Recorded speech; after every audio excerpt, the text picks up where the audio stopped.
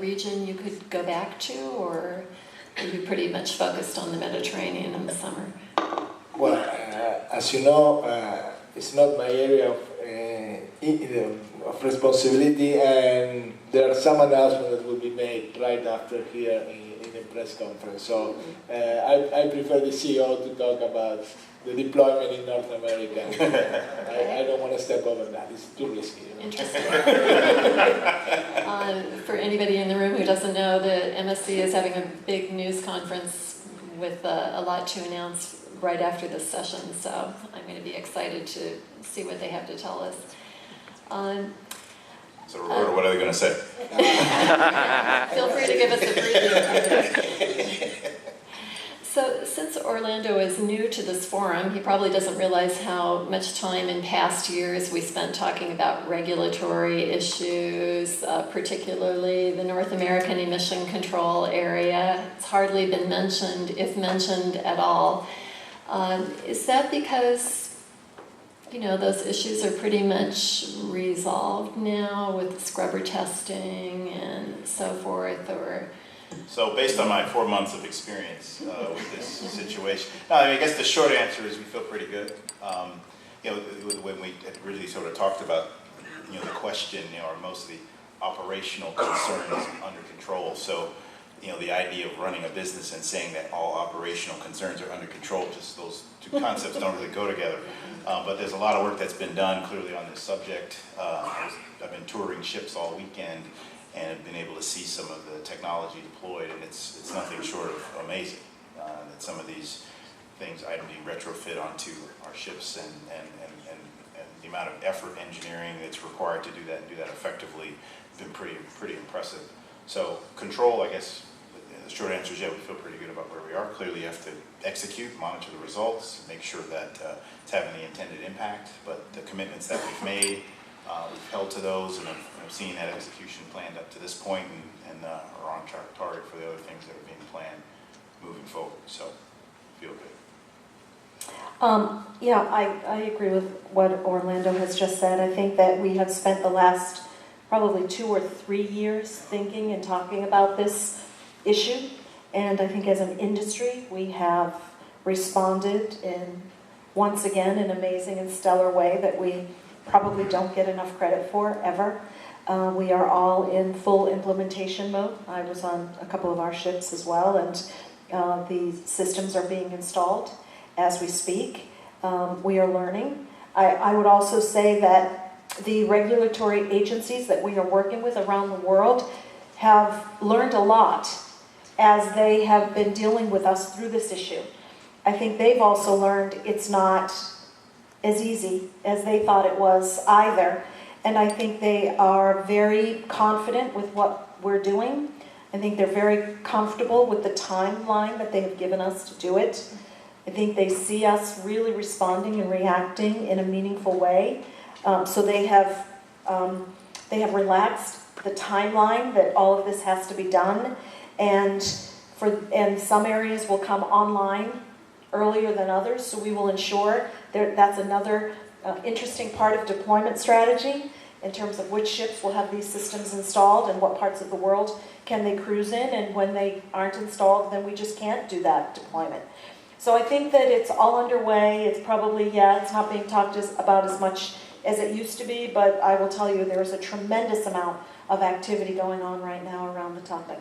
And just as a newbie to the industry, I think one of our challenges, I guess we're trying to get away from this, is the term scrubbers made it sound way easier than it actually is. Because in my head, it sounded like something you'd pop on. And when I had a chance to actually see, it was definitely not a pop on. And so the amount of engineering and work, effort that's required to get that done in the timelines that we talked about, it's nothing short of amazing. And we definitely, I guess you talked about it building up, but now that these things are happening, I think we do need to celebrate the effort. Jan, Princess has concentrated more on shore power in the past because of your West Coast predominance, but are scrubbers going to be implemented on your fleet as well?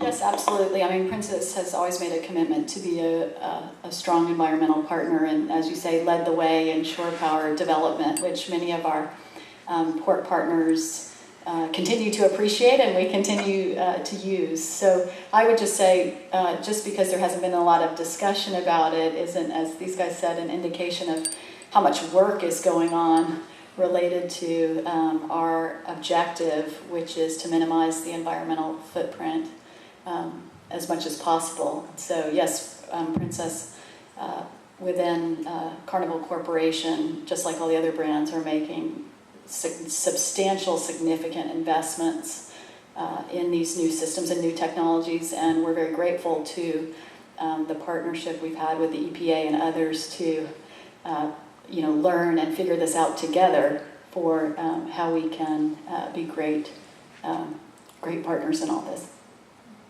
Okay, very good. Well, I have a bunch more questions, but I think I'm being selfish with these executives. If there are any people here today who would like to ask questions, we can open the microphone. Please raise your hand. Gentlemen, I see a gentleman in the front. If you could please tell us your name and affiliation.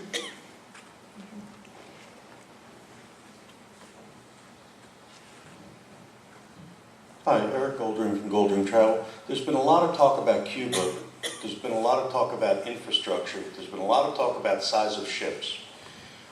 Practically speaking, the door opens, MSC already has the door open, and says Cuba really is a no-go financially and operationally. How many ships, I mean, you guys have the plans, and they're probably not in the back safe, but they're probably on your desk. But, practically speaking, what are we looking at as far as even a number of ships? Because I've got 4 lines here, and there's another 8 that are ready to go in as well. That's going to work, and what are the economics of that as opposed to the, hey, let's all go to Cuba? There is a lot of study, I will tell you now, about what we think, based on the ports that you can call on, would be the optimal number of ships. There are 7 days in the week, fortunately, so everybody can put their deployment together based on optimal size number of ships. Again, that depends on the port infrastructure by the time we can all go there, and then the 7 days of the week. Because it doesn't matter if it's Cuba or St. Thomas. We're all looking at how many ships are there on any given day so that we can decide, do we want to tender, do we want to reverse the ports, do we want to be there with that many people, hence the out islands and private destinations. So we will factor in the same thing with Cuba when that opportunity comes up that we do when we plan deployment for any other place that we go. There are, as big as Cuba is, there are probably only 3 or 4 ports that make sense to call on. Are those ports ready? What size of ship will they take? How many ships can be there on any given day? It's a very scientific process that we will go through, and we will go through between now and when hopefully Cuba opens up for us. But can I also say, in the 30 years that I've been here, we've been talking about Cuba opening up any day now. So that is my caveat. And I remember, maybe not the whole 30 years, but I remember when Sovereign of the Seas came out in 1988, we were talking about Cuba opening any day. So again, we want to talk about optimism. We've had optimism about that for quite a while. I will say that this is probably the most active dialogue that we've had about Cuba in many years. But we are looking at all of that, and we will put together a formula that makes sense for Cuba and our guests. Yeah, I'd just say ditto. I mean, really, it's scenario planning. So there's a big divide between detailed plans with very specific answers around these ships at this time frame, and let's just go to Cuba. We're looking at a lot of different scenarios, and timing will be a key thing, because if your ships are already there and you just are kind of tweaking itineraries is different than the full plan. So it's hard to answer your question with the specificity that you're asking for. Clearly, we are thinking around a lot of scenarios. The other thing, too, is as Cuba opens up, it creates some different opportunity in other parts of the Caribbean, because there's going to be this mad dash here. Well, you could dash somewhere else while that's happening. All those things are in play. Which will be a good thing. Yeah, absolutely. There was a gentleman in the back and a lady.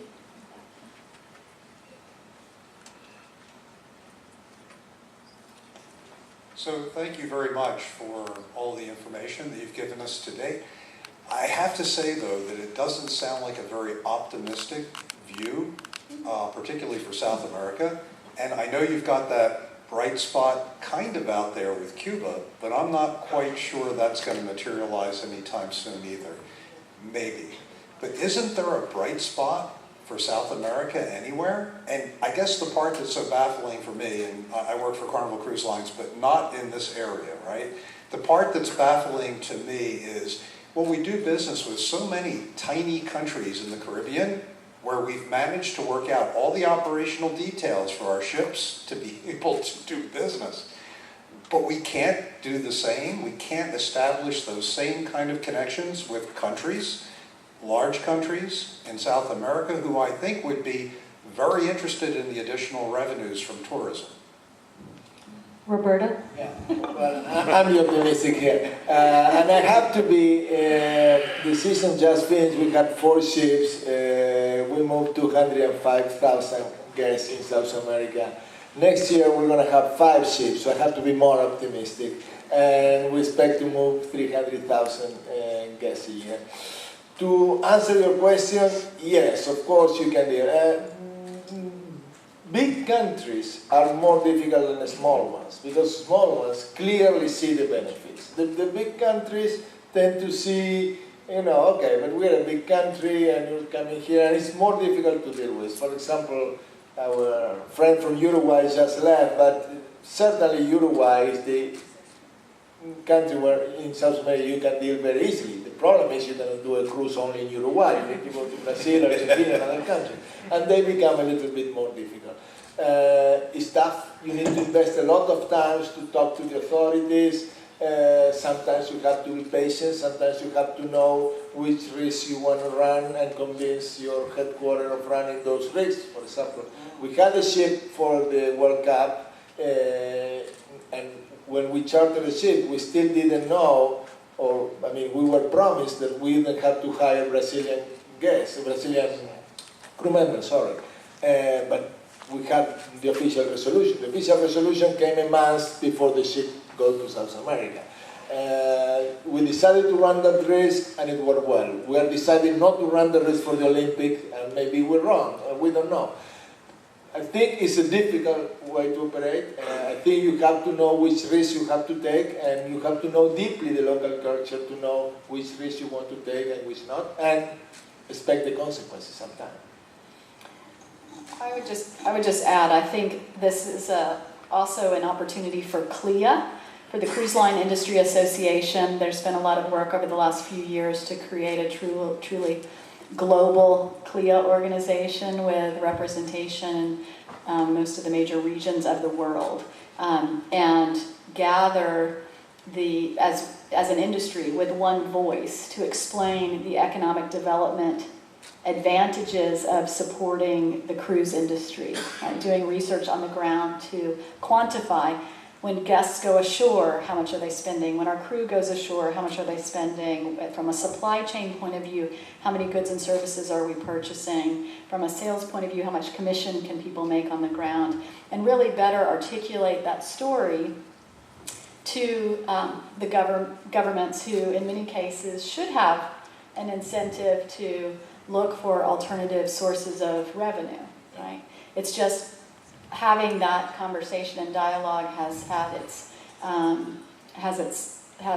frustrations in the past, but I think it would be great to see CLIA and individual cruise lines work to take advantage of a larger opportunity in South America. I mean, we sail South America cruises for Princess around the Horn, and guests love those voyages, right? So many places of such beauty and culture, and so we would obviously encourage all those destinations to think hard about the economic development potential of supporting the cruise industry in a more favorable way. Yeah, and I agree with what both Roberto and Jan said, and your questions are really very good ones, and they're the same ones that we ask ourselves. And I will just tell you, for many, many years, we have been trying to do what you suggest, and we have been trying to work with the different governments and to Roberto's point, they are all separate, and to Jan's point, if we could get all of the countries of South America to talk to us at one time, I really do believe it would be very beneficial, just like we've done in the Caribbean. Because there was a time in the Caribbean where some of the Caribbean islands didn't see the value in cruise ships for a certain period of time, and we've really worked our way through that in a wonderful way. We would hope to do the same with South America. It's been a long time that we've been trying. It probably we haven't gained the traction that we would like to. So there is probably a level of frustration, and we don't see the light at the end of the tunnel, but I do think that an organization that represents the industry stepping in and trying to move this forward would be great, not only for the cruise industry, but for South America. Well, I fully agree with both, and just to add to that, one of the problems we're facing, the local communities in South America tend to see the benefits of the cruises coming.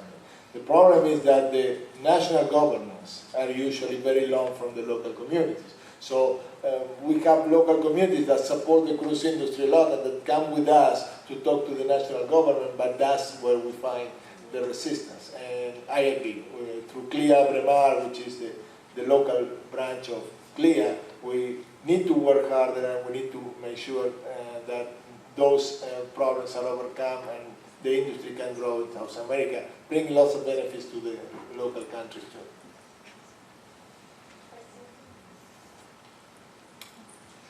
Two subjects. Rosana Sandoval, somos only one international bilingual newswire. Talking about ports and infrastructure, I don't know if you are aware that Mexico not only is developing ports in Baja, but also in the Pacific area, in the West Coast. Till Manzanillo, right now, they give an announcement about this big port that they are already operating for industrial and cargo from China to Mexico. But also they are developing for cruise ships. I don't know if you know about that. The second subject that I'm gonna touch, nobody touched in this panel, was about the impact. How do you attract the consumers that they were talking in the main conference? My suggestion is with CLIA, how do you get together all the cruise lines, and instead just one cruise line to go to the Super Bowl, educate the media to attract, how important is or how beautiful is this industry, and the way that not only the specialized media attend this event, but also the mainstream media, which will be more informed and educated to take more cruises. I believe so, that is important, that you should be addressed. How you, as an industry, can address the media in a different way, not just making your promos for packages or things like that, but as an educator, was very important what was saying the president of was the Royal Caribbean, Richard Fine was saying that, and 6 years they don't raise the cost of the cruise ships. So that is news, and you didn't address, what did you plan to educate the media for, give you more time and a different, point of view, not just advertisement, but also educate how good this industry is for the people who work, from the building a cruise ship to the deployment, and for the travelers and the destinations. Thank you. Thank you. Your second comment is a great topic, probably one for a whole different breakout session, because that could really take a lot of discussion, and I'm sure the different brands here have different thoughts about that. I know we talk about every day trying to tell our story in a bigger and more compelling way to bring new people into cruising. It's really critical for the long-term success of our industry. And over the last many years, probably 5 or 6, for various reasons, new to cruise has not grown as much as we would like. The economy has played a role in that. Some of industry events have played a role in that.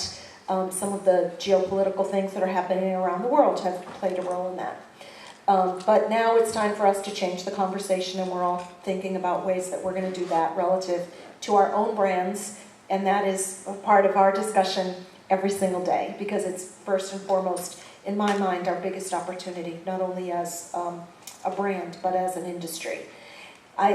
To your thought about CLIA playing a more active role in talking about the cruise industry in general to consumers and media about what a great vacation and compelling destinations and things that we offer, there have been times that over the many years that we've been working together with CLIA about should we and shouldn't we. And there are different opinions sometimes from different cruise lines on if we should or shouldn't. Because, there's a great amount of work that needs to be done in this industry to differentiate ourselves. Because I don't think people understand the differences between the brands and where we go and what we offer and what we do in our ships. They're not just big white ships that park someplace. They really are very different in the experiences that we offer. So the more we sort of join ourselves together, the more difficult that becomes. So it's always a very delicate balance of how much do you want to do together as an industry and how much should you do independently as brands. But I will say that those conversations are always going on, and we're always looking at the pros and cons of that, and that may change at some point in time. We've done it in the past. We've moved away from it. We're talking about it again in the recent past, and you may see something come of it. But I do think that the brand's opportunities are probably better on the individual brand basis than as a group, because it's important that we tell our own story as well as tell an industry story. Yeah, I would just add to that. I agree. I think the CLIA's new organization has moved to structuring it in a way where there are more formal positions against things like public relations. So we learned yesterday at the board meeting, that we've made a recent appointment of a senior vice president of communications for CLIA. Her sole focus is trying to get the story about cruise in the marketplace more effectively, selling the value, selling the unpack once. There's some very basic stories that I think we all believe are not as well understood as should be, given how many years this industry has been in business. So there's sort of the industry-wide CLIA effort, which I think over the years the investment has increased, and now I think we have some new talent against that. And then there's the brand effort, and I can say from at least Princess's point of view, we made a decision several years ago to dramatically increase the amount of promotional and advertising investment that we were doing. That we felt we needed to put greater investment against telling our story about what makes Princess different, and really emotionally inspire people to take a voyage with us. So I think it's a combination of an industry-wide commitment and then individual brand commitments to help bring greater consumer attention against the issue. I would say that the age of social media has been particularly helpful in this regard, because whereas the old model used to be we would escort, a group of reporters on a voyage, now we have bloggers from all over the world that sail on voyages all over the world and post very, real-time, transparent, honest, authentic accounts of their experiences. And so the ability to amplify what the experience is on board has been much improved. So we're also all thinking creatively about how do we make that work for us even harder. Well, yeah, I agree with both Jan and Lisa. In South America, what we're doing is, what we're trying to do is exactly that. CLIA as an association is trying to raise the awareness about cruising at the general level. And the value of cruising at the general level. But the specific brands, we are communicating what's the value to you and why you should cruise with us. And I think that combination will increase the number of cruises. As Richard Fenn was saying today, we need to go after different segments. And as Lisa said, it's very difficult to go after different segments with all companies together, because if you blur the difference between the companies, then the message is too general to have a real value added. So Sinclair has to be on a general level and leave the promotion to the individual brands. Okay, I think we have time for one more question from the floor, if anybody would like to ask over here at the far end. Hi, good afternoon. My name is Liliana Rodriguez. I'm from Cartagena de Indias Cruise Ship Terminal, and I have a question for you all. We have been talking about the state of the industry of South America, but we're going very, very south. We talk about Argentina, we talk about Brazil, Ecuador, Peru, but what about Colombia? What about Cartagena de Indias? Well, Colombia is a very interesting market. I think in terms of destinations, South America has three big poles. One is the southern cone, the usual itinerary between Buenos Aires and Valparaiso, or vice versa. The other is the southeast, which is from Buenos Aires to Salvador, more or less.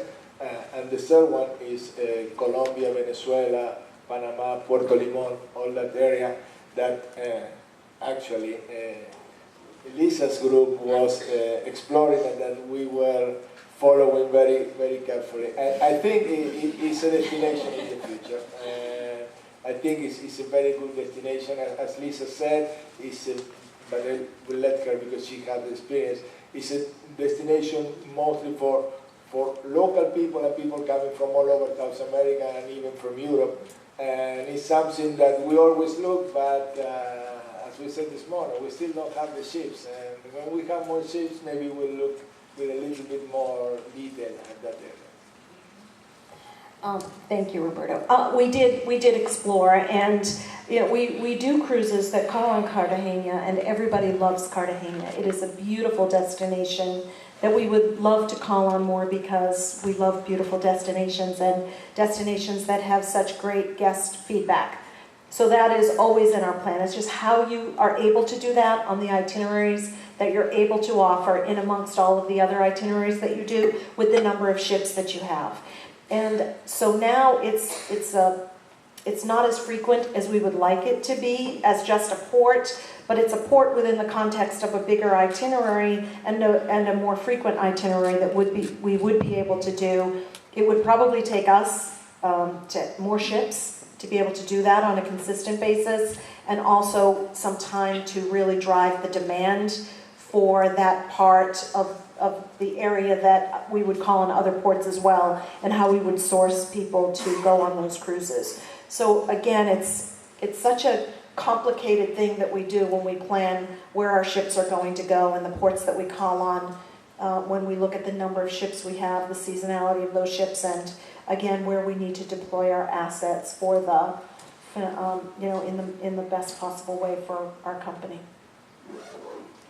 Okay, well, I think we're at the end of our time, but I would like to just wrap with one last question. And Jan, if you would take the lead on this, and if anyone else would like to add their points. What should be the key priorities of the destination partners that are in the room to deliver a good cruise experience? What are the things they should really focus on?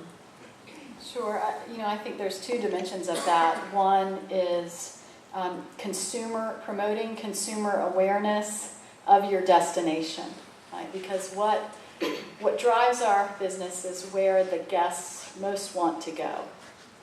And sometimes that's just awareness that's done through promotional activities, or it's through fabulous word of mouth, meaning when we arrive, that process in terms of embarkation, disembarkation of the ships, going through any sort of formal procedures, if that is seamless and elegant and beautiful, and that guest is off the ship and on to exploring your beautiful country, then that speaks volumes about the culture and the friendliness of the country. And that comes back to us in guest satisfaction scores, and it comes back to you in word of mouth and awareness of your country or your city as a destination. And so it's really, like we have, an intense focus on the guest experience and spreading your story as a means of lifting demand and interest, and ultimately that will help us earn higher prices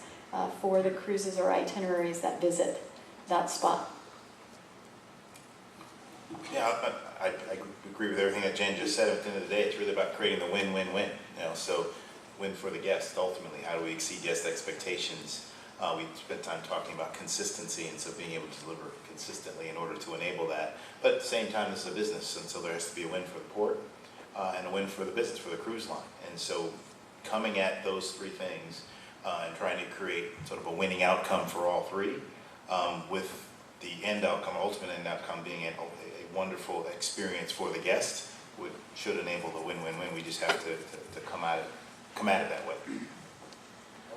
Well, I fully agree, and I would add to the destinations, make sure that your national government doesn't change the rule every day, and that Right, have clear and consistent running. We as cruise lines work with literally 100 countries in the world, so we are very good at adapting to different rules.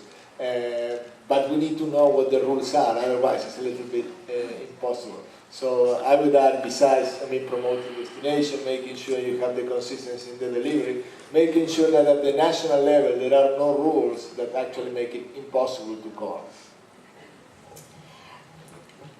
I bring to my job and to how I approach business a unique perspective, because I've been on the sales and marketing side for the majority of my career, and I know what it takes to sell and market cruises. And it's some days not the easiest thing to do, but I also know that where we go is a very important part of how you sell and market cruises.